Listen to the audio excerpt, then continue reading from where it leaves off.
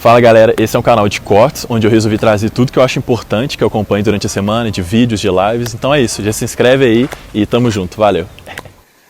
Bom, pessoal, vamos chegando todo mundo hoje. Hoje o tema da live é treino. E aí? Hoje eu sempre trago um convidado, quarta-feira.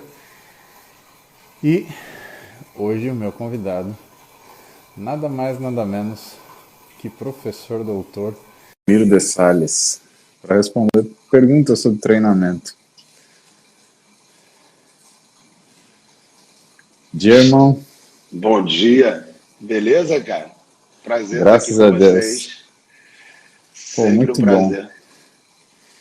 Você sabe que finalmente eu li meu livro, aí deixei pro meu pai ler o livro, porque são todas as dúvidas que ele costuma ter, que ele me pergunta, e ele Legal. tá lá no sítio lá, só se aculturando sobre o tema. Legal, eu sigo ele também, ele me segue lá, às vezes comenta meus posts. Ah, é? É. Ele me segue há um tempo já, teu pai. Não, e ele é uma figura, né, Belmiro? A gente foi treinar domingo, e aí ele... Não, porque faz tempo que eu não treino, mas eu gosto de fazer agachamento. Vai, então vamos fazer agachamento. Pô, o homem botou 35 de cada lado para 4 repetições, cara, firme. Tá bem, pô. Tá Tá bem. bem. Tá Para pesando o 60, quê? Uns 70, 80 quilos? uns 80 quilos. Então, tá ótimo. Tá botando aí pelo menos o peso corporal no É, agachamento. para Tá muito 66 bom. primavera, né, meu? Tá excelente. Bom, Excelente. vamos pegar a pergunta da galera, mas antes deixa eu te fazer umas Bom perguntas, né? dia aí Lá pra no, todo mundo. lá no capítulo 2 do livro, você trata de falar sobre intensidade e, a priori, esse é um tema que dá muita margem para discussão ainda, né, Bel? Então, intensidade, né, no treinamento, a gente tem que pensar que, pô, se for falar de qualquer tipo de exercício, a gente tem ali a variável intensidade. E a variável intensidade ela pode variar entre exercícios, né? Obviamente. Para treinamento aeróbico utiliza-se muita frequência cardíaca para controlar a intensidade, né? Na musculação existe aí também diferentes conceitos dentro da musculação para intensidade. E a galera ainda confunde muito. A galera ainda acredita que intensidade é só a dificuldade ou o esforço que o treino imprime, né? Tirando a referência aeróbica, seria aquela, quanto mais ofegante, quanto mais esbaforido, cansado você fica ali no estímulo, teoricamente maior seria a intensidade.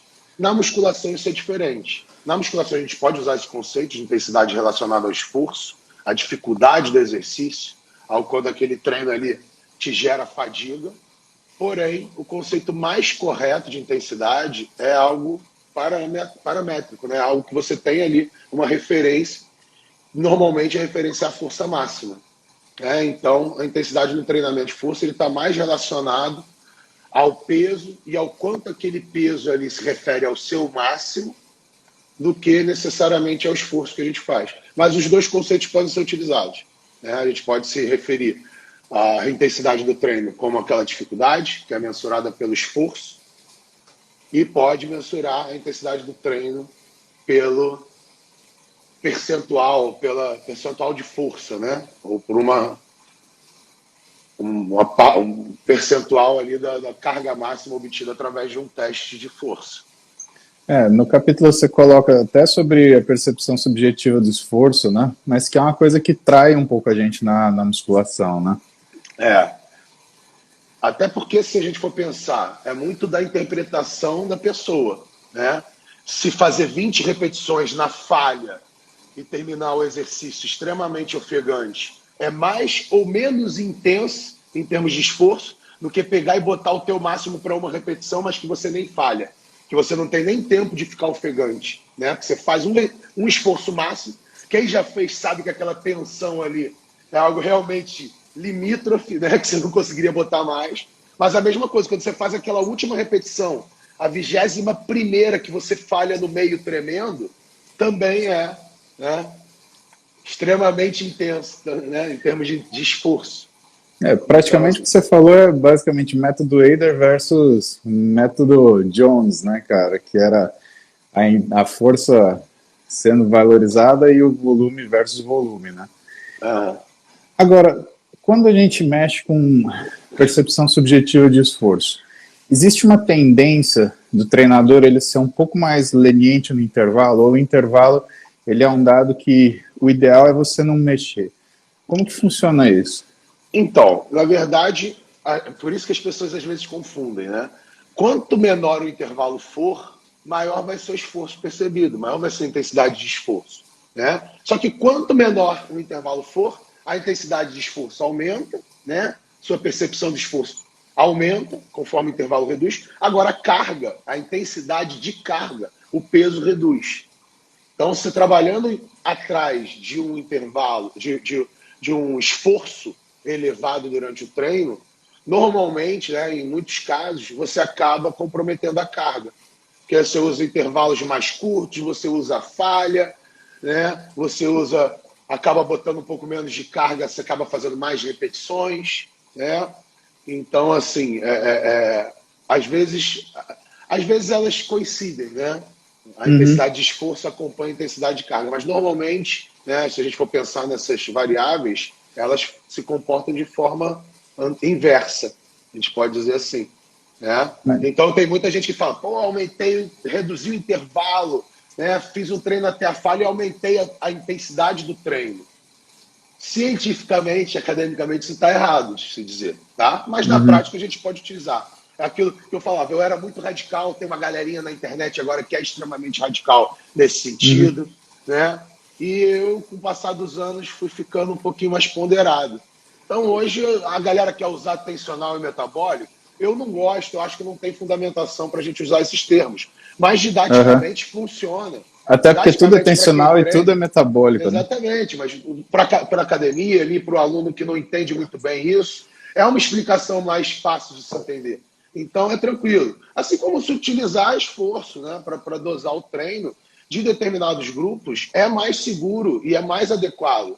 Né? Você trabalhar, por exemplo, com idosos em cima da percepção dele de esforço, né? Para grupos especiais, para não exagerar, para não fazer com que o aluno abandone o treino, né? Para você trabalhar dentro do que está confortável ali, porque às vezes, muitas vezes, o cara não gosta de fazer aquele esforço, né? Então você pode usar o esforço ali para controlar a intensidade, mas o mais adequado é isso que eu falei, é usar uma variável que a gente tem um parâmetro, né? Uma variável objetiva. Quando a gente fala de esforço, a gente diz que é uma variável subjetiva, ou seja, cada um vai interpretar de uma forma. Você que já treinou até a falha no agachamento, se for falar para fazer na falha o bíceps, você não vai dizer que é esforço máximo. É Porque você já verdade. fez a falha no agachamento, você fala, pô, isso aqui Exatamente. está Tem nem muito longe comparação. de ser a mesma coisa, né? Tá Treinar até a mole, falha é. no bíceps que treinar até a falha no agachamento, né? Mas, teoricamente, a falha para os dois. E, teoricamente, usando as escalas, você estaria apontando 10 para falha. Só que se você tivesse uma falha no agachamento, você não vai apontar uma falha para o bíceps no 10, né? Vai falar no mínimo que é um 9 ali, por mais que você tenha alcançado a falha. Quando a gente Enfim, treinava junto e tinha aquelas oportunidades da gente fazer os treinos, eu senti uma coisa que eu gostava, porque eu gosto de treinar volume, mas eu não gosto eu de treinar também. esbaforido. Sabe aquele treino que você se acaba no treino? Puta, não é uma sensação que eu gosto, Bel. E a sensação que eu tive te vendo me treinar é que, assim, você usava, por exemplo, um método de intensificação pontualmente, quando você queria chegar perto da falha, mas ao mesmo tempo você usava uma outra técnica para deixar, por exemplo, eu fazer o esforço sem perceber tanto a exaustão, entendeu? Sim.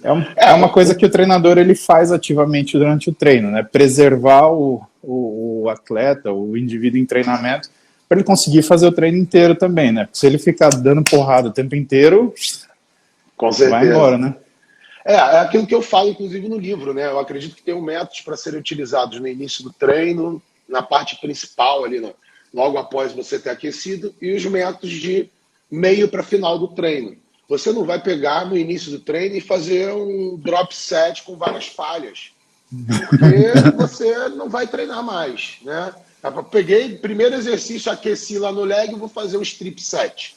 Eu não vou fazer os outros exercícios depois, concorda? Vai.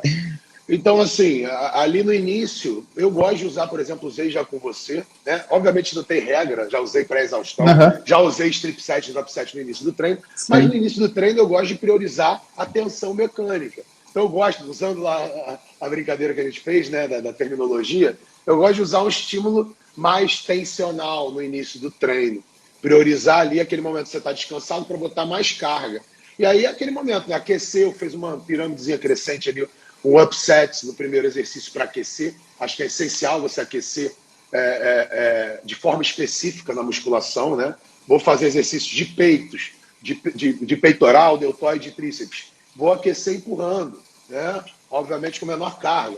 Fiz esse Uhum, aquecimento, ali logo após o aquecimento, no momento principal, eu vou entrar com métodos como a gente fez, cluster, né? Vou fazer o uhum, meu trabalho ali com altas cargas, evitando a falha, né? Mas trabalhando com volume interessante para aquela carga, um volume que você não alcançaria sem trabalhar num cluster, e minimizando a fadiga acumulada, minimizando ali a fadiga central, né? Evitando a falha.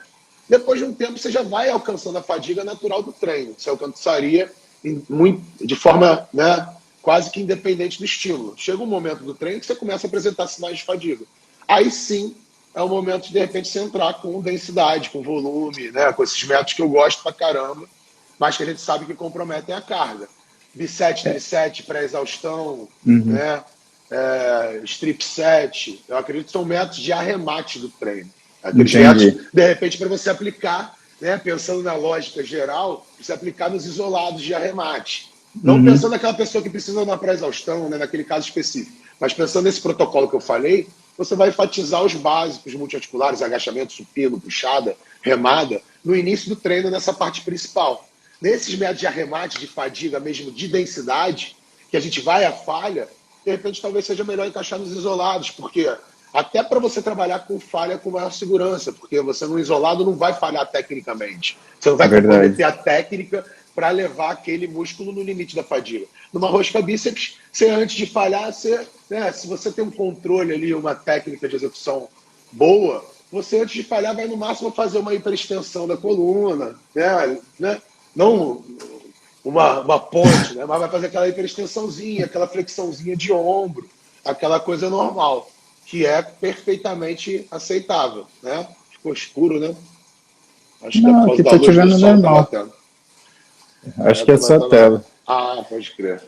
Do que eu mais utilizo assim no dia a dia, né, que Pô, eu gosto, eu uso o cluster e o rest pause, mas assim, eu uso o cluster no começo porque é um jeito de eu treinar força me sentindo um pouco mais seguro, e o rest pause para treinar longas repetições, mas me sentindo mais confortável, porque aquele negócio, aquilo para mim é desconfortável na musculação.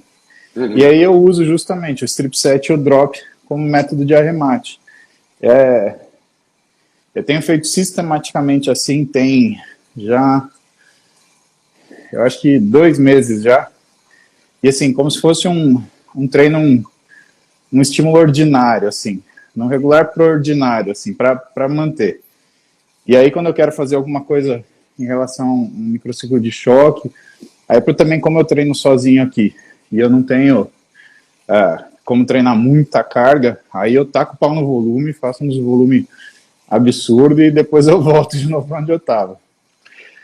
Você tá que nem eu, precisando de parceiro, né? Eu tô também treinando sozinho direto, mas é porque também não tem o horário certo, né? Aí, pô, às vezes você fecha com parceiro ou com o ajudante, né? Com o spotter, que você não tem muita intimidade, o cara, ao invés de ajudar, atrapalha. Às vezes tem aquela questão do ego, o cara quer botar mais peso que você se machuca. Puta, isso É é muito foda. complicado arrumar parceiro de treino, cara, sinceramente. Eu confesso. Mas Não, precisava de um parceiro de imagino, treino para imagino para explorar você, determinadas né? técnicas, né? Imagino para você que deve ser difícil achar parceiro de treino. O povo deve ficar meio preocupado, meio com vergonha, né? Falar, então. Que nada. Ó, vamos responder a pergunta da galera aqui, que tem um pouco. A galera tem curiosidade. Então, ó. ah, Felipe Brandão aqui. Falar um pouquinho sobre variável de intensidade, porque o pessoal só quer saber sobre carga, né? Hoje, realmente, a carga parece que entrou na moda, a galera está sobrevalorizando carga, né? Sim, Conta para então, nós. na verdade, assim, ele veio com aquela questão da confusão de conceitos, né? Então, intensidade mesmo, a priori, né, a princípio, de acordo com a ciência, de acordo com o que a gente sempre viu nos livros, né, não só os livros científicos, intensidade é peso, é percentual de ORM, número de repetições máximas, faixa de repetições, isso tudo é intensidade. Né? Quando eu falo, eu faço trabalho em intensidade de 8 a 12 RMs, eu trabalho numa intensidade de 3 a 6 RMs, ou de 15 a 20 RMs, estou falando de intensidade. Se eu falo lá, especificamente numa número de repetições, 10 RMs, 8 RMs, 12 RMs, é porque eu fiz um teste para saber isso. Eu fiz um teste de 12, de 8 ou de 10 para saber essa intensidade de treino. Ou se eu falo 80%, que seria mais ou menos 8 repetições máximas, também estou falando de intensidade referente a uma RM, tá? Isso para a ciência, por isso que a galera bate tanto nisso. Eu acho que eu tenho até um pouco de culpa nisso, né? Mas Por que, meu amigo? porque eu inicialmente levantei essa bandeira. Intensidade é o percentual de um RM. Intensidade é uma variável paramétrica de acordo com a ciência. Você pode até usar intensidade de esforço, mas saiba que não é, né? Percepção de esforço, apesar das pessoas chamarem de intensidade de esforço. Mas eu aceito os dois conceitos, né? Então ele está falando da percepção de esforço. Realmente, se você for pensar em esforço, em dificuldade, intervalo é variável de esforço, né? Tempo de tensão, se você usa falha ou não, né? O tipo de método vai gerar repercussão na intensidade de esforço. Então, existem várias formas de se aumentar a intensidade de esforço. Chegar mais perto da falha, reduzir o intervalo, entrar com o método intensificador, por isso que a galera chama de métodos intensificadores. Agora, você está aumentando a intensidade de esforço, a dificuldade do treino. E a galera confunde com aquele outro conceito que está também no livro de densidade. Quanto maior a densidade do treino, maior é o esforço. E o treino você vai aumentar a densidade, mantendo ali todas as variáveis constantes, aumentando o peso. Porém, você pode aumentar a densidade, mantendo as demais variáveis constantes e aumentando o número de repetições, o número de séries dentro do mesmo tempo de treino, né? Enfim, reduzindo o intervalo, como eu mesmo disse. Né? Isso tudo são variáveis que repercutem na intensidade de esforço. Agora comenta uma coisa para mim. Quando a gente fala carga máxima para o treino, né? Porque eu acho que existe um pouco disso, principalmente quando você lida com, sei lá, com um sujeito que nem eu, que se eu pudesse, né, Bel, vamos treinar hoje mais devagar, porque dormi 3 horas da manhã, ou então vamos treinar mais forte, porque eu dormi às 10, eu jantei bem. Como é que você lida isso dentro daquilo que é a sua programação? Isso atrapalha muito? Você está limitado por aquilo que é a capacidade do paciente ou ainda dá para fazer um bom trabalho? Pera, recapitula. Quando a gente tem que trabalhar com referente à carga máxima para o treino. Sim, carga máxima para treino. Tá. Isso é uma coisa que você consegue explorar ou é tipo, esse treino ficou meio perdido, não vai funcionar nada? Então, a carga máxima do treino, ela é você conseguir explorar o máximo de peso para aquela prescrição, né? Para aquele intervalo, para aquela faixa de repetições que você explorou, né?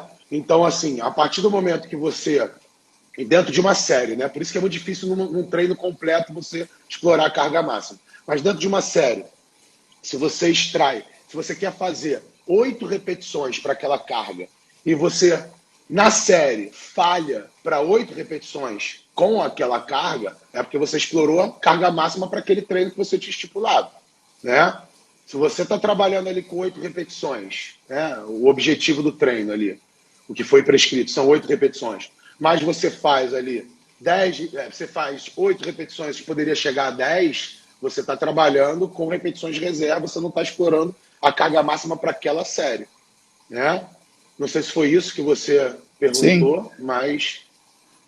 e aí, para um treino completo é muito difícil, né? Você vai explorar o máximo de carga para as últimas séries, após você ter aquecido naquele exercício, né? Tem que tomar cuidado para as séries preparatórias naquele upset na pirâmide, né? Não comprometer a carga da série principal, né? Porque se você trabalhar um intervalo curto, se você fadigar muito nas séries progressivas, na série mais importante que você exploraria ali o máximo para aquela faixa de repetições, você não vai conseguir mais botar tanto peso porque você já fadigou, né?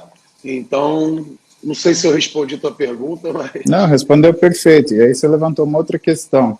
Então, fazer o que a gente costuma, sei lá, eu costumo ter, por grupamento muscular, um exercício-chave. Um que eu quero trabalhar ele mais pesado. Então, por exemplo, hoje de peitoral, eu não estou usando tanto supino, porque o supino tem sido um exercício que me dá um pouco de preocupação. Pensa que ano passado eu lesionei meu peitoral 3 vezes. Até fui para cirurgia por causa disso, né, meu? Mas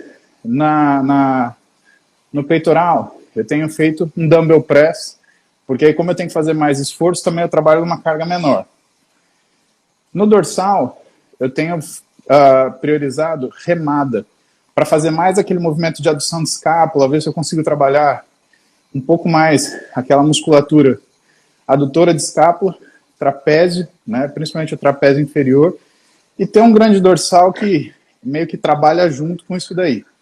Porque eu estava vendo uma coisa curiosa, não é todo bodybuilder que tem um bom grande dorsal, Bel. Às vezes eu vejo, cara, se começa a prestar atenção, que tem aquele grande dorsal espesso, igual do Kai Greene, sabe? Que começa lá embaixo, né? Aqueles outros começam mais em cima. Sim, e parece que é mais chatinho. Tem uns caras que tem um grande dorsal que é chatinho, ele não faz aquele apoio no redondo maior, você não vê aquela divisão. Você vê meio que sei lá, uma diferença de altura só entre o que você tem de trapézio inferior. Tem aquele que desce, né? E aquele que é mais triangular para cima. Tem formatos diferentes, né? Então eu tô tentando mexer justamente nisso. E aí o que eu faço? Antes desse exercício, por mais que eu coloque carga, eu deixo um intervalo maior para meio que preservar para chegar nele bem, para fazer ele firme. Depois que eu faço esse, aí eu vou para matar o treino. Então, é uma estratégia que faz sentido a gente fazer assim? Faz, acho que encaixa perfeitamente naquilo que eu tinha dito, né? Em séries preparatórias para a parte principal, você traçou esse exercício como principal, esse momento como principal. Então, você faz ali uma preparação, né? Uma pré-ativação, ali, até um trabalho já gerando ali, né? Um estímulo interessante, mas sem gerar uma fadiga limítrofe, né? Sem gerar ali um cansaço que vá limitar o treino no exercício principal. É aquilo que eu falei, que eu falo inclusive no livro todo, né? Assim, o treino ele tem que ser como a galera da educação física aprendeu lá na faculdade, que uma aula de educação física tem 3 partes. E o treino é mais ou menos isso aí, né? Você tem a parte ali preparatória, a parte principal, e na educação física a gente chama de volta calma. Eu no treino falo ali de aquecimento, parte principal e arremate. Arremate por quê? Porque não é uma volta calma, mas é algo que faz cresce, né, em peso, você tem um pico ali do exercício, você trabalha com mais carga, com mais peso, e depois a fadiga vai limitando o desempenho, então você vai, né, sendo obrigado a voltar à calma, né? Então, assim, um treino é a mesma coisa. Você não vai querer encaixar no final do treino ali um estímulo de altas cargas, alta tensão mecânica, que exige uma técnica apurada, né? Você vai encaixar isso no momento que você está mais disposto e descansado para isso. Pô, é uma coisa que eu tenho feito, principalmente em treino de membro inferior, e, tá me rendendo bem, assim, nesse sentido. Eu uso repetição reserva, né, numa cadeira extensora, uma cadeira flexora e abdutora. Aí depois eu vou pro supino, aí no agachamento. Aí no agachamento, Pô, você está fazendo alternado com segmento? Pois é. Aí você vai para agachamento e faz bem. Consegue botar carga no agachamento ainda não? Você faz mais para... Esse domingo, por exemplo, treinando sozinho lá no sítio, eu cheguei 3 bolachas, mais 2, Acho que eu vi um vídeo de você 60. agachando, não sei se foi esse, se é mais É, antigo ou se é não, esse. coloquei esse final de semana. Coloquei 80? É, 80 de cada lado. Pô, tá Três bom, se bolachas não de 20 e se não duas de 10. pré-exaurir, se não pré-exaurir, tu tem peso para treinar? Se você não pré-exaurir, não deve ter peso, pô. Você tá botando 80 de cada lado. Não consigo mais agachar com carga, não, te confesso. Aí faço os É, agachamentos unilaterais, faço umas variações, faço terra, mas o agachamento em si não me faz tão, encaixa mais tão bem para mim, não. Por causa das minhas questões lombares, né, você sabe. sim. Ó, pergunta do coach Jefferson Lima. O aspecto muscular de um bodybuilder interfere quando ele treina a 70 RM ou a 80 RM? Então, alguma diferença nisso? Se vai ter diferença na estética, Eu ele acredito treinando que é diferentes isso. faixas? Então, acredito que, assim, a bem longo prazo, a bastante longo prazo, pode influenciar, porque treinando se bem que 70 para cima não vai mudar muita coisa, né? Mas a gente sabe hoje que tanto as fibras do tipo 1 quanto as fibras do tipo 2 hipertrofiam, né? O estímulo vai repercutir sim ali na forma do músculo. Então acredito que vai ter alguma diferença. Eu não posso afirmar isso categoricamente porque a gente não pegou um bodybuilder de alto rendimento e testou isso, né? Uhum. É tudo mais Controlando as demais observação, né? variáveis, né? Que a gente teria que observar isso controlando todas as variáveis. Outras variáveis que não fossem só a intensidade, né? Então, assim, não podemos afirmar isso categoricamente, mas você, como eu, acredito que deve ter diferença, né, Rony? É, o que o Jefferson ele toca num ponto é que algumas vezes a gente fala, né, sobre o aspecto do bodybuilder de acordo com uma carga, né, que os caras que trabalham mais carga, eles tendem a ter um músculo mais denso. E os caras que trabalham mais repetição, eles tendem a ter um músculo Mais mais roundness, fofo, mais mais cheio. flat, né? É, E mais cheio, mais cheio, né? mais, e Mas mais não tem fofo, né? aquela densidade. Exatamente, mais curvo, mais cheio, mas não tem aquela densidade, né? Uhum.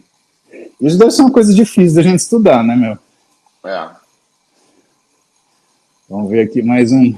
Mas esses bodybuilders, por exemplo, que normalmente treinam mais leve, né, e teriam teoricamente esse músculo mais volumoso e um pouco mais fofo, vamos dizer assim, eles, pelo que a gente vê aí, eles muitas vezes quando fazem ali aquele cutting, aquele pré-contest, eles perdem mais volume, né? Eles entram com o músculo mais flat, mais baixo em Sim. campeonato, né? A gente vê que o cara que treina mais pesado, isso aí é observação, não estou falando nada com fundamentação científica, tá? Uhum. Mas a gente vê que o cara que treina mais pesado, ele mantém um tônus muscular, né? Uma aparência mais cheia, enquanto o cara que treina mais volumoso, mais em cima, né, da densidade, ele perde mais volume naquela fase de arremate final, né? Eu acho que essa diferenciação, assim, do ponto de vista de utilidade prática, né, se isso se confirmar também, né, então a gente está supondo se isso se Tá confirmar. supondo. Isso ajuda quando a gente tem essas categorias onde o peso é um fator limitante. Então você pega um cara que vai disputar um Classic Physique.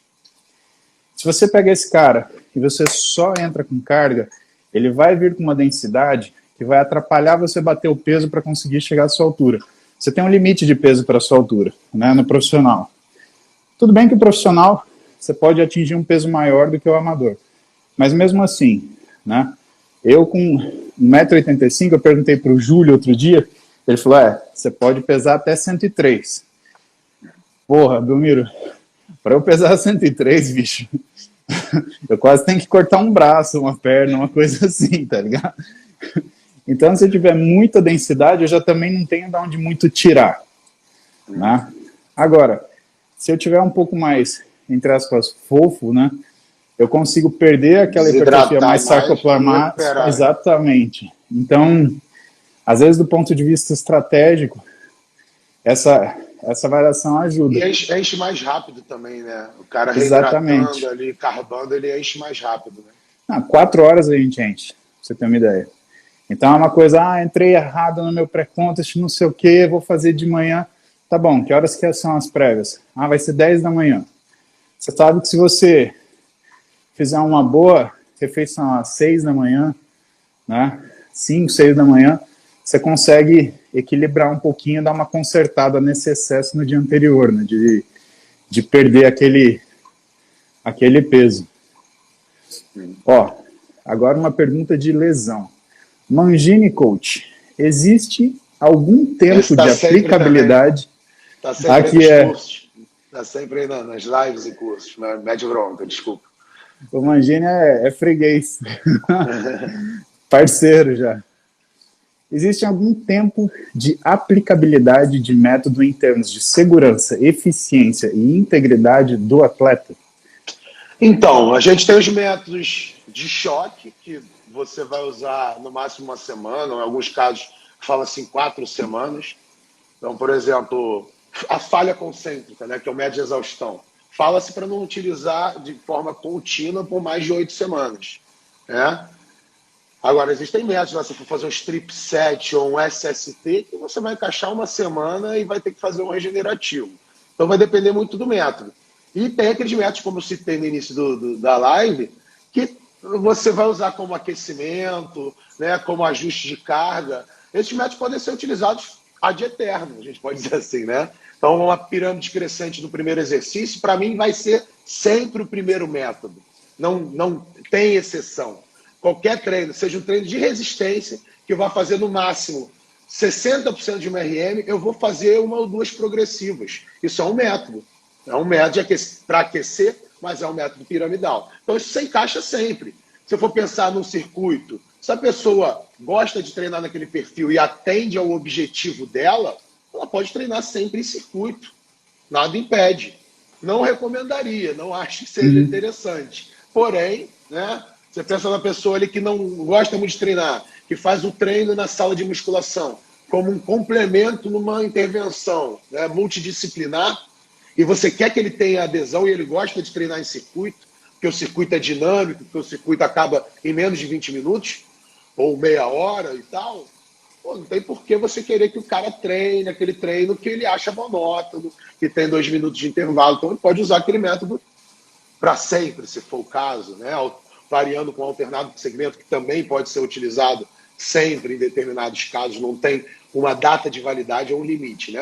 Mas esses métodos que são mais, que geram um estresse fisiológico maior, um dano muscular maior, tipo método excêntrico, rest pause, né? São métodos que você não vai usar sempre. Você vai ter o um que eu limite ia, ali no máximo de 4, 8 semanas estourando, mas já é algo exagerado, talvez. traduzindo para o leigo que nem eu, o que eu entendo disso? Eu entendo duas coisas. Você pode usar o método de intensificação para fazer, por exemplo, uma correção na intensidade quando você põe pouca carga.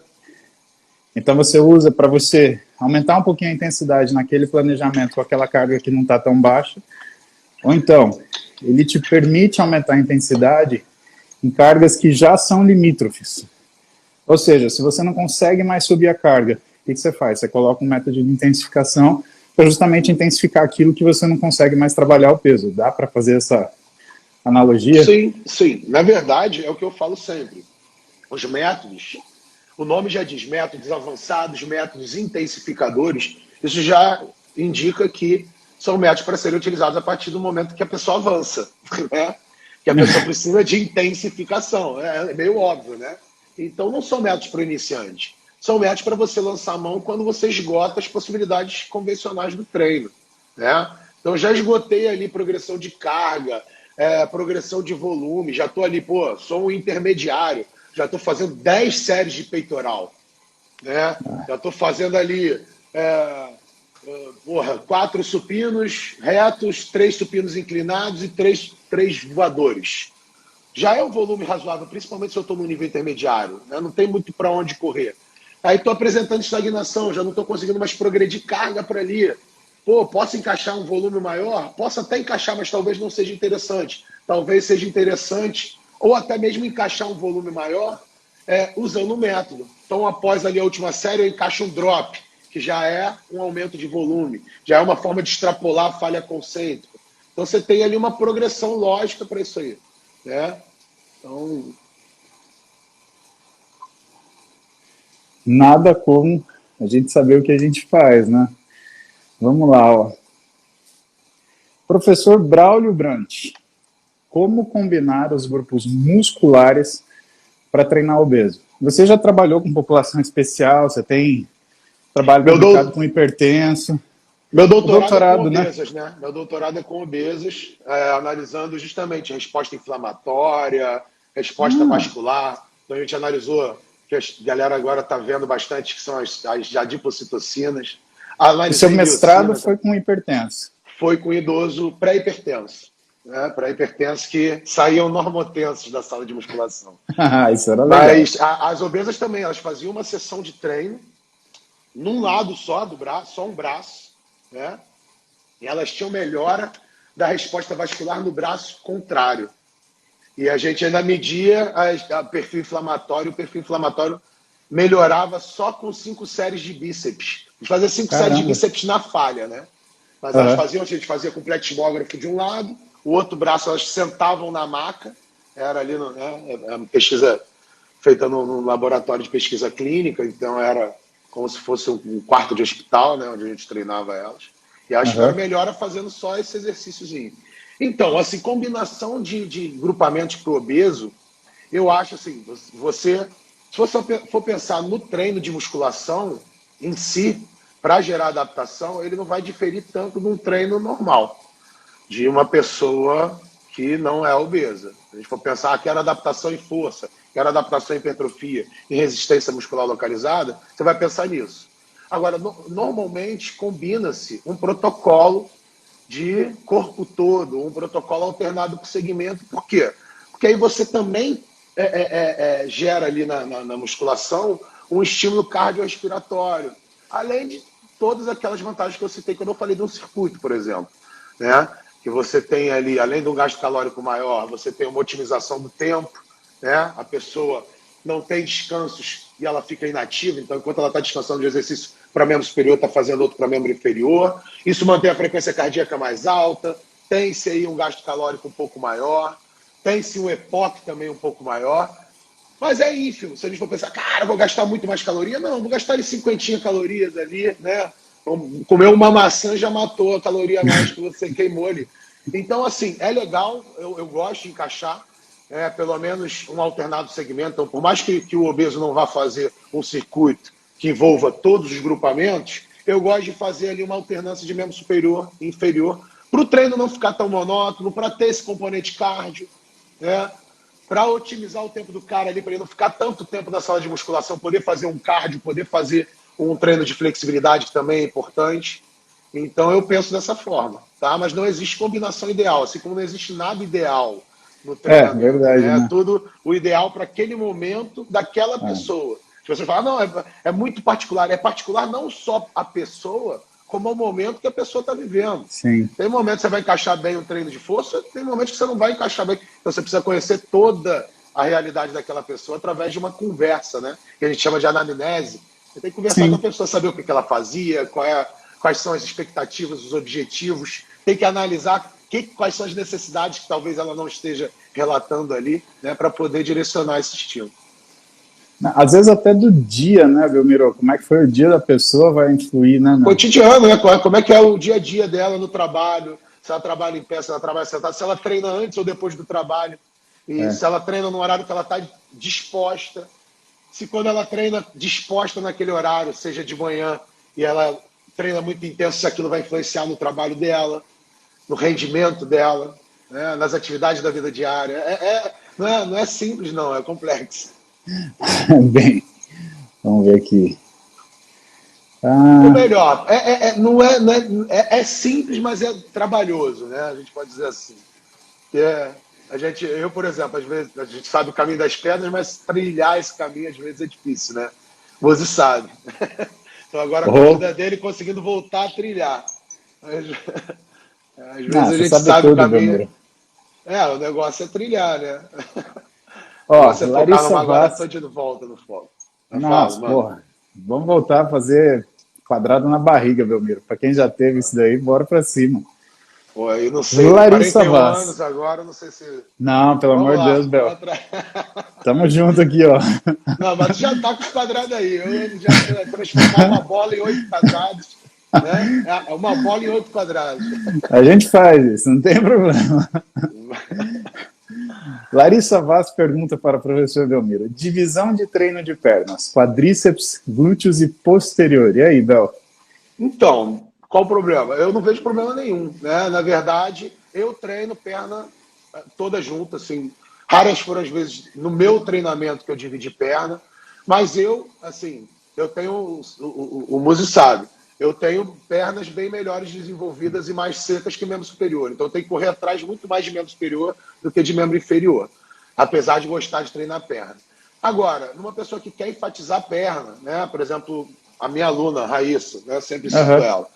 Ela ela enfatiza a perna, ela quer continuar hipertrofiando membros inferiores em detrimento de membros superiores.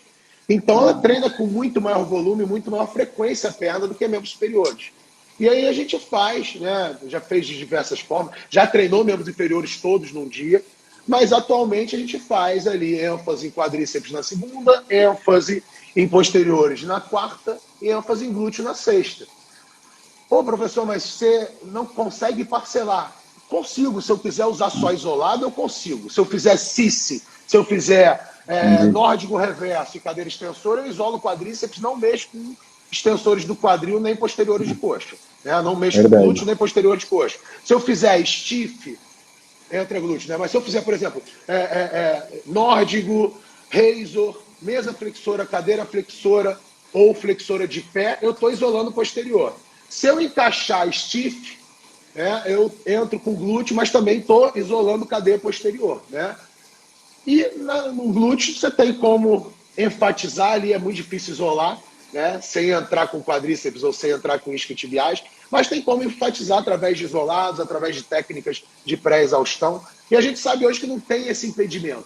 Posso treinar perna todo dia? Pode, dependendo do volume e da intensidade. Você não anda todo dia?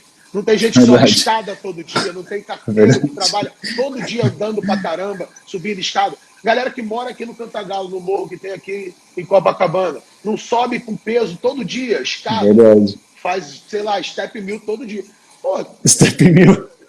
Você fala, pô, tem comprometimento da massa muscular? Em muitos casos não, né? A gente vê, inclusive eu falo, tem galera que surfa todo dia, que faz barra e paralela todo dia e que tem um shape invejável melhor do que o meu, né? Então, assim, posso treinar o mesmo grupamento todo dia? Tudo vai depender do volume e da intensidade. Então, peguei lá, isolei quadríceps na segunda, ativei um pouquinho de glúteo ali num agachamento parcial que eu fiz, num leg ali também com uma amplitude restrita, enfatizando o quadríceps. Tudo bem, ativei um pouquinho o glúteo, ativei um pouquinho o posterior, mas nada impede de 2 dias depois eu enfatizar e exaurir o posterior e ativar um pouquinho o glúteo, ativar um pouquinho o quadríceps. E aí 2 dias depois eu vou e ataco o glúteo, mas vou ativar um pouquinho o posterior, vou ativar um pouquinho o quadríceps. Não tem problema. Até é interessante porque, teoricamente, se você isolasse o quadríceps na segunda e só voltasse a treinar de novo na outra segunda, você daria um intervalo muito grande para quadríceps. Essa ativadinha no treino de posterior, essa ativadinha no treino de glúteo, não tem problema nenhum, cara. A galera que gosta de demonizar... Aliás, a galera que demoniza qualquer coisa no treinamento de força é burra, tá? Me desculpa, só vale intensidade, só vale intervalo longo, só vale falha. Me desculpa, cara. Ou tá gagá, ou tá viajando. Assim... não tem generalização. Dá certo, a gente sabe que dá certo, mas não é porque aquela parada dá certo contigo que só aquilo vai dar certo com os outros. A galera tem que parar com essa imbecilidade. Me desculpa, mas me irrita. A gente está no momento aí da polarização, do extremismo, do negacionismo, e a galera fica replicando isso dentro da educação física. Faz isso não, cara. Por favor. Né? Vamos ser ponderados. A gente trabalha com seres humanos, com indivíduos. Então, pô, para com essa palhaçada, cara. Na verdade, a galera, o povo vai junto, né? O povo acompanha, mas é a galera querendo like, querendo polemizar e querendo vender produto, sacou? Só para chamar atenção, Bel. Me desculpe, mas eu vendo a ponderação, o Muzi sabe, né? Pô, falha. Falha é interessante pra caramba. Se eu treinar sem falha, eu consigo resultados ótimos? Sim. Sim. Pô, intervalo longo, com carga alta, eu vou ter resultados ótimos? Sim, mas tem gente que treina com intervalo curto e cargas moderadas abaixo e tem resultados ótimos também. Eu gosto sempre de citar lá aquela disputa do Brent Oren e do Ben Pakulski no Generation Iron. Pô, os dois estão certos e os dois estão errados. E aí o Ben Pakulski jogou tanto praga no Brent Oren que o cara ia se lesionar, o cara cai de cavalo e se machuca. Ele não se machuca treinando, ele foi tanta energia ali, tanto o olho grande do outro lá, Mas é errado isso. Na minha opinião, é errado. Não Ah, existe mas essa é generalização, chamar esse atenção, né, extremismo. Bel? É para chamar atenção, cara. E é ruim porque chama atenção de um jeito que você polariza as coisas e que fica E cria um monte de contraproducente. hater de internet, né? Essa Ah. galera feroz que atrás de um teclado. Não. Eu não tenho mais muita paciência, não. Até por causa dos últimos tempos. Assim, eu tenho paciência para a pessoa que vem com questionamento genuíno e de forma Sim, educada. Eu tenho o maior prazer em responder. Agora, quando o cara vem com textão, já com a ideia pré-formada, tá querendo aparecer, né? Já descobri que existe um negócio chamado técnica de phishing. O cara vem no teu post para pescar seguidores. Como? Gerando é, polêmica. Não vai fazer isso no meu exatamente. Instagram. Eu prefiro perder aquele seguidor, apagar o comentário dele, que eu acho que é a maior frustração para ele. Ele Eu queria que eu ficasse também. debatendo. Gastou 10 minutos escrevendo comentário. O problema é teu. 50 minutos lá, estudou vou quebrar o Belmiro. Valeu, cara. Vai quebrar outra pessoa. Faz no teu Instagram. Vai lá no teu Instagram e faz de forma educada. Não precisa me atacar, nem me xingar, nem nada, Lógico. não. Pode até citar meu nome, Belmiro ponderou dessa forma, apresentou esse ponto de vista, eu discordo. E aí você tem um debate ético, né, educado. Não precisa dessa. Não, acho que não é nem ética, é educado mesmo, né? É um pouco abaixo da ética, é o bom senso, né, meu? É a época que a gente fez o Team Bom Senso por causa disso, né? Falta bom Exatamente. A senso. gente, 7 anos atrás, foi 2013, 2012 para 2013, a gente já estava incomodado com isso. Aliás, eu Exatamente. entrei na internet porque tinha Por gente causa prestando disso. serviço. Aeróbico engorda, isolado não serve para nada. Pô, só treino de 5 minutos para todo mundo. Pode pegar o músico que, se ele fizer puxada na falha, agachamento na falha e supino na falha, ele já está treinado, não precisa mais fazer nada do que isso. Pô, cara, é uma incoerência. A gente sabe que funciona para o iniciante, mas progressão lógica vai depender do volume, vai depender de técnicas, né, avançadas. Então, assim, generalização é burra, sempre. Ainda mais quando ela polemiza, né? Mas Sim. as máscaras estão caindo, né? Tá aí, né? A ciência está se retrocorrigindo, ele está se autocorrigindo, vamos dizer assim. Ô, Bel, e você comentou, a gente falou essa semana, né? Então a gente tem evidência que cadeira flexora tende a ter um estímulo melhor do que mesa flexora, bicho. Cara, surpreendentemente, saiu um estudo e que faz análise de hipertrofia de todas as formas, né, do posterior. Faz em Ah, diferentes comprimentos e mostra, assim, que a cadeira flexora pode gerar maior hipertrofia do que a mesa flexora. o que você acha que explica isso, Bel? Ou que pode explicar isso de repente? A posição do quadril, o jeito que a pessoa Eu faz acho que, força? acho que talvez tenha uma relação com o comprimento ótimo para gerar tensão, né? Acho que tem a relação talvez com aquela curva comprimento-tensão. Talvez ali deitado, os isquios, os posteriores de coxa, o, a galera não sabe, mas posteriores de coxa cruzam o quadril, né? Então, enquanto você muda a posição do quadril, você tem ali, você puxa para um lado ou para o outro, né? Aquela galera gosta da insuficiência ativa ou passiva. Ativer. Então, se está muito flexionado, você está numa insuficiência passiva, quer dizer, está muito estendido, você está numa insuficiência passiva. Então, se o quadril está flexionado, né, o músculo alongado, você tem uma insuficiência passiva. E se o quadril está estendido e o músculo está encurtado, é porque tem Insuficiência ativa. você teria a suficiência ativa. O pessoal É confunde porque bastante isso. é porque os isquios eles fazem a extensão do quadril, tá? Então, Sim. quando o isquio está encurtado, o quadril está estendido. E quando o isquio está alongado, o quadril está flexionado. Por isso que as pessoas talvez tenham confundido. Pô, mas como assim um músculo encurtado, o quadril está estendido e o Ah, músculo alongado? é só pensar o bom dia, né? Uhum. Você sabe que eu faço as duas coisas. No final de treino de perna meu, eu faço stiff, eu faço bom dia. E juro pra você, eu consigo perceber a diferença de um ou outro, cara. É muito maluco isso. Muito Então, é maluco. interessante você falar isso, porque para mim, eu realizando, né, o bom dia, eu sinto muito mais lombar para vertebral, Sente para enquanto ver tudo. o stiff eu sinto mais extensores do quadril e posteriores. Acho que até pela técnica que eu adoto, né? Talvez eu faça o movimento no bom dia jogando mais para a coluna lombar, enquanto no stiff eu tento preservar a curvatura lombar, né? Tento fazer o movimento no quadril mesmo. Mas eu sinto uma diferença. Não só pelo posicionamento da carga, teoricamente, na biomecânica, você só está aumentando o braço de resistência, né? Você está jogando Sim. a carga para mais distante ali do eixo. Mas, na prática, eu sinto essa diferença. Eu encaixo mais bom dia para treino de costas, de lombar, do que para membro inferior. Mas a mesma discussão do terra, né? Terra é para Sim. lombar ou é para extensores do quadril? Exatamente. Até hoje, depois desse tempo todo, eu não sei. Acho que a técnica do balestrin, por exemplo, para terra é lombar. É treino de dorsal, né? Você encaixa no final do treino de dorsal. Agora, as técnicas normalmente utilizadas no powerlifting, você pode dizer que é mais membro inferior. O Ziad uma vez me mostrou uma coisa muito interessante. O powerlifter, quando ele falha perdendo a curvatura lombar, ele falhou no terra na musculatura paravertebral. Quando ele falha preservando a curvatura lombar, você vê que ele perde ali uma ativação no quadril, ali, você vê ali meio que uma retroversãozinha do quadril. Ele seria ali a retroversão não. Você vê ali o quadril perdendo a ativação, né, mas mantendo a curvatura lombar, seria mais uma falha de extensores do quadril. Né? E aí a gente entende que acontece tanto um quanto o outro no alto rendimento, e a gente fala, pô, esse powerlifter faz o terra mais na lombar, esse powerlifter faz o terra mais no quadril.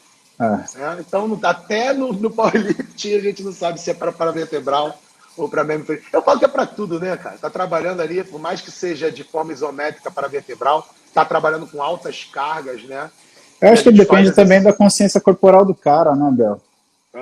Com certeza. O cara, ele aprende a usar uma coisa e, assim, pra você ter uma ideia, o meu treino de dorsal, eu gosto de aquecer com meio terra. Olha que louco.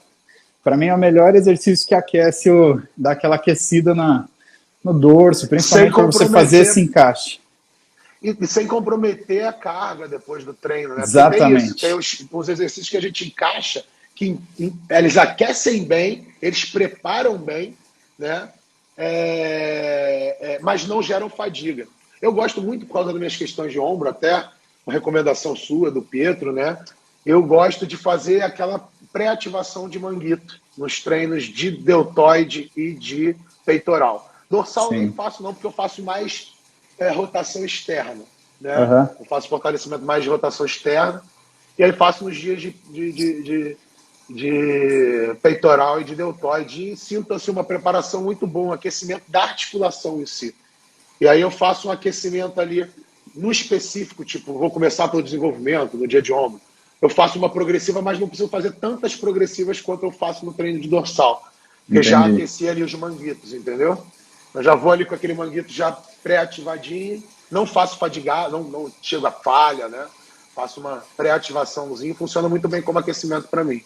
Com preparação, né? O aquecimento é específico no exercício, mas como uma forma de preparar para o treino, me faz bem, cara, me protege. E aí, outro momento que eu esqueço ou deixo de fazer, aí eu volto a sentir aquele incômodozinho no ombro. Eu falo, pô, tá vendo?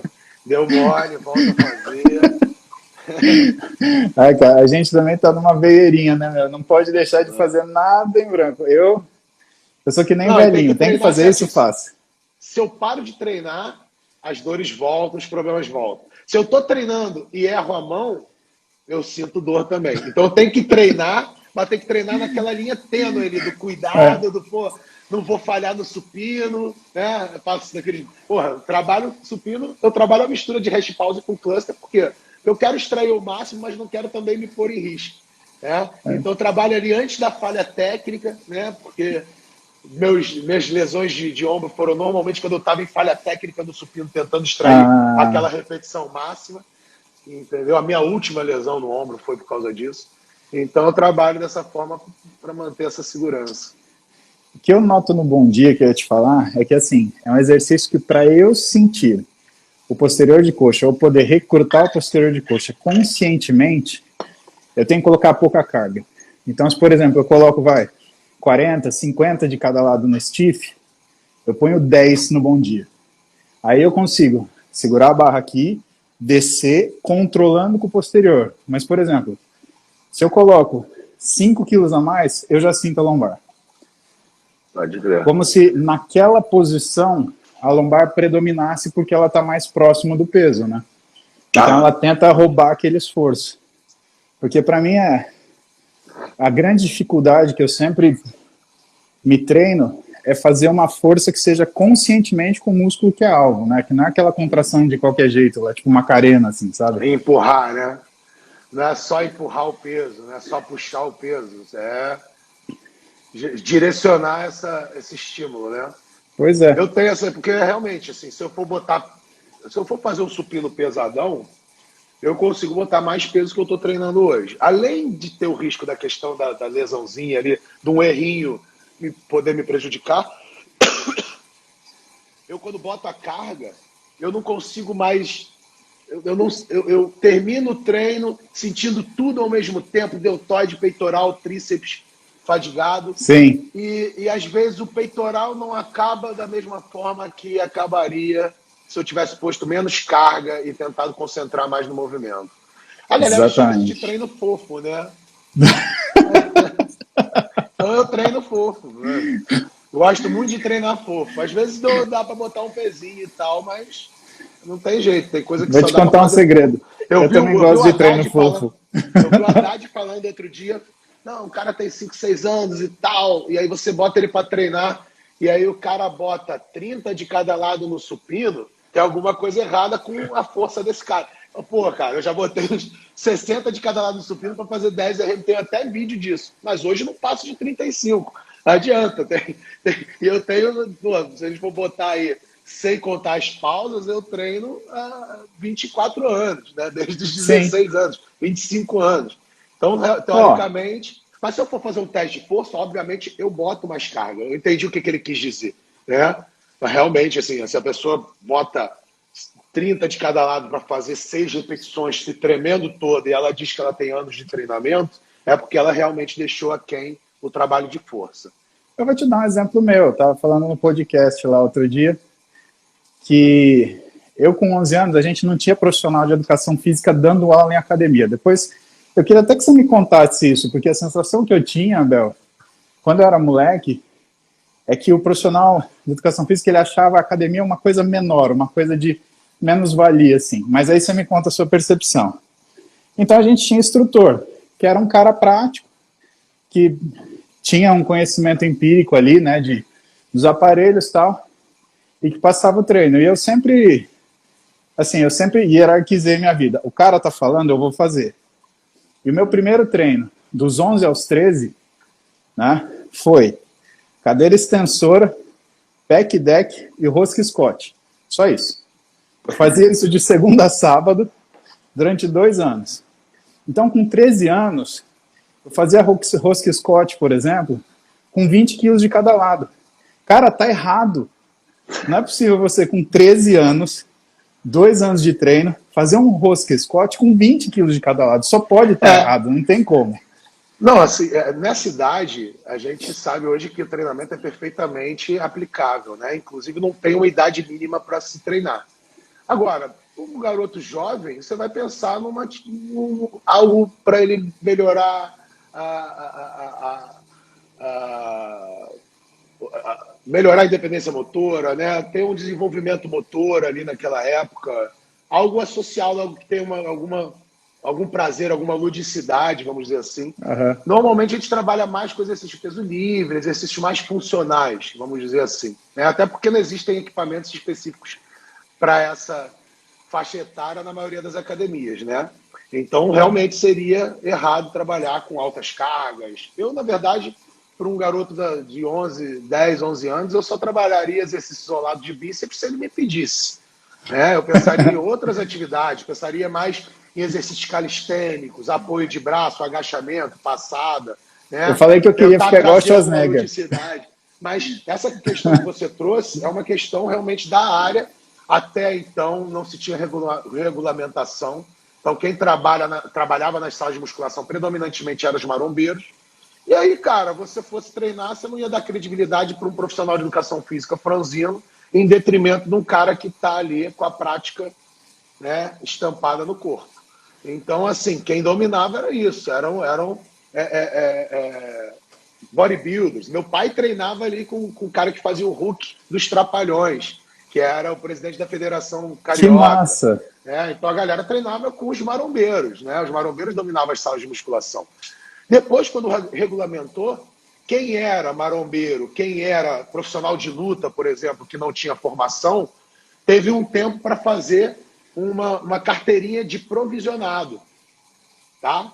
Então o cara fazia ali o registro no conselho e trabalhava como provisionado. Então foi o momento que passou-se a exigir uma carteirinha, né? Quando regulamentou-se a profissão. E aí, até para uma luta, o cara pode ser o faixa preta mais sinistro hoje em dia, ele tem que ter uma carteirinha do CREF, mesmo que seja de provisionado, para poder ministrar aula. Então isso indica que ele fez um curso básico para o entendimento do que seria, né, fisiologia, coisa. Exatamente, ali para trabalhar com segurança e eficiência. Ô, Bel, mas eu sentia que o profissional de educação física ele não gostava de sala de musculação. Tem essa época, na década de 90, os caras não olhavam aquilo com... Então, na década de 80, 70, 80 e 90, aqui no Rio de Janeiro, principalmente, foi a tem essa diferença grande. Foi a era da ginástica localizada. Então, é a era que os profissionais de educação física davam nome às academias. Ibeias, Estela Turrião, entendeu? Então, nessa época, o profissional de educação física era bem visto e era, né, o cara, né, dentro da sala dentro da academia, né? Mas o principal eram as aulas coletivas, principalmente ginástica localizada. A gente teve aqui na década de 80, 90, aquele boom das aulas coletivas, né? Os grandes professores de ginástica localizada.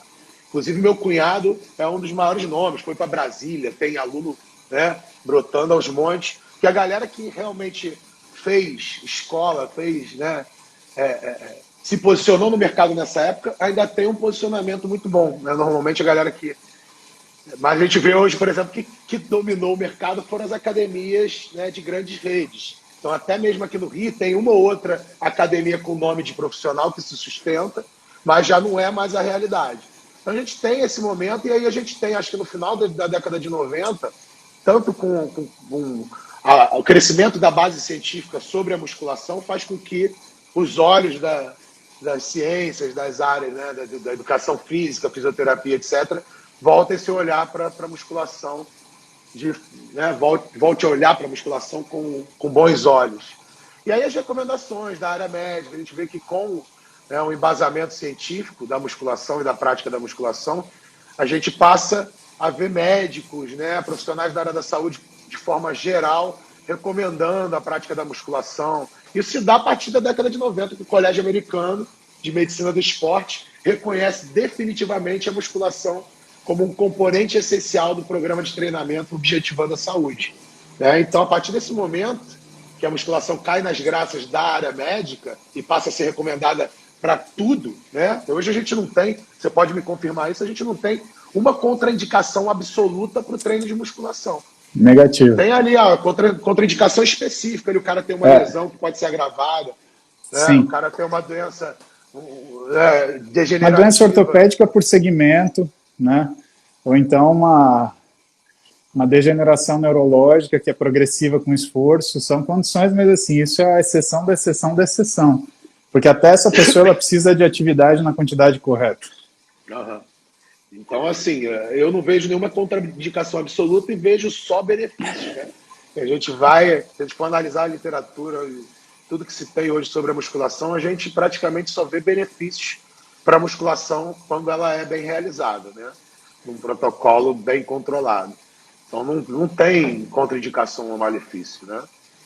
E talvez por causa disso tenha caído nas graças aí da comunidade científica, da prática e tudo mais. Até porque, se a gente for pensar, é uma intervenção para qualquer tipo de doença, Sim. É algo para prevenir os processos degenerativos associados ao envelhecimento, que tem baixíssimo custo, que não é uma intervenção farmacológica, né? Você previne, você não, né, pode tratar também, né, mas você previne a maioria dos males à saúde, né?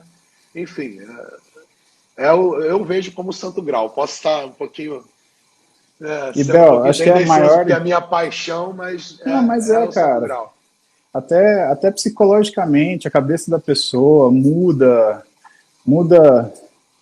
muda a secreção de endorfina, muda panorama de depressão, de ansiedade, cara. É um puto esporte, bicho. É um puto esporte. Meu, te segurei pra caramba. Obrigado, viu? Não, tamo junto aí, eu que agradeço. Quem quiser mais live, hoje tem uma live meio-dia com a doutora Tatiane Faria, a gente falando, na verdade essa semana estão 3 lives sobre essa parte do universo feminino, fisiologia hormonal, nutrição e treinamento para o público feminino, por uma dessas questões relacionadas a ciclo menstrual, a diferença na força, a diferença na recuperação entre sessões, entre gêneros, diferença na resistência à fadiga, entre outros fatores que fazem com que o treinamento feminino tenha que ser diferenciado do treino masculino. Então a gente vai falar disso hoje, amanhã e sexta-feira. São 3 lives. Hoje é meio-dia, amanhã é 8 horas e sexta-feira também 8 horas. No caso, amanhã... Da noite ou da manhã? Da noite. Amanhã sou eu e Raíssa, e na sexta-feira Raíssa e doutora Tatiane. Para quem não sabe, as duas são ex-atletas, as duas são grandes estudiosas. A Raíssa está lá pleiteando, fez a pós com a gente, está pleiteando o mestrado. A doutora Tatiane dispensa apresentações, ela tem 3 pós-docs, uma autoridade máxima no assunto, então está imperdível. E sabendo que eu ia fazer essa live aqui contigo, eu deixei um cupom, ontem eu abri um cupom de desconto, DeSales20, que dá R$20 de desconto no livro. Então, quem está assistindo a live e assistiu até agora, não comprou o livro ainda e quiser comprar esse livro que a gente debateu aí bastante, ele está com R$20 de desconto. Lembrando que a gente só falou do primeiro e segundo capítulo, né? Um pouquinho de história e de intensidade, né, meu? Exatamente. Tem bastante informação ali. Eu falo que é sempre um guia prático, né? Um manual de treino. É uma leitura rápida. Sempre falo com você, é uma leitura ali que você bate em 1h30, 2 horas você mata. Sim. São 130 páginas. Então, fácil entendimento. O cara que é leigo e quer entender o seu treino, vale a pena. É um parceiro de treino, a gente pode dizer. É verdade. É verdade. É o Belmiro de treino. É um livro de bolso, né? Dá para botar no bolso ali, qualquer coisa você tira, raspar os que quer mesmo. É o Belmiro de treino que você leva com você, né, meu? Isso aí. Belmiro portátil. Bel, brigadão, meu irmão.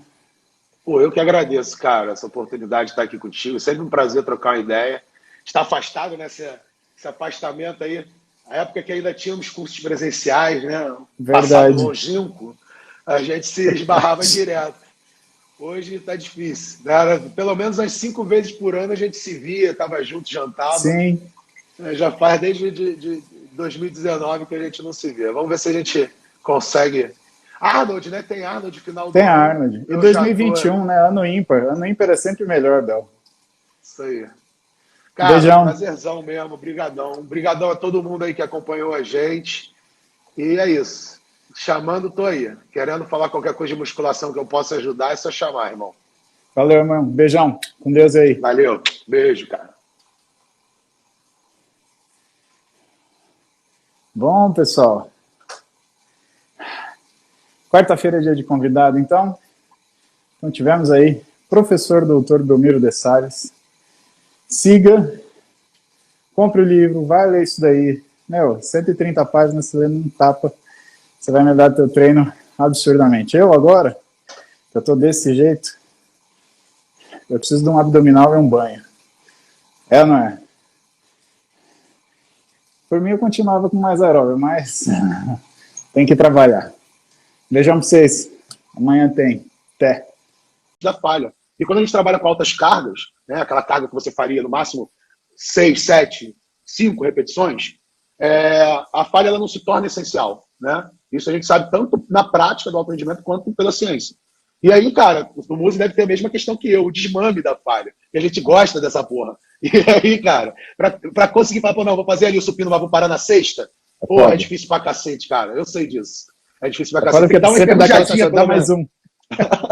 Pô, mas então, aí se segura, você vê que você rende mais, né? Você joga um intervalinho maior, aí você até aumenta a carga para a próxima série, por favor. Exatamente. É outro estímulo, né, cara? É outra parada. Você não tem aquele pump, mas você tem uma tensão muscular diferente, o músculo fica meio dormente, né? É uma sensação um pouco diferente da sensação do pump.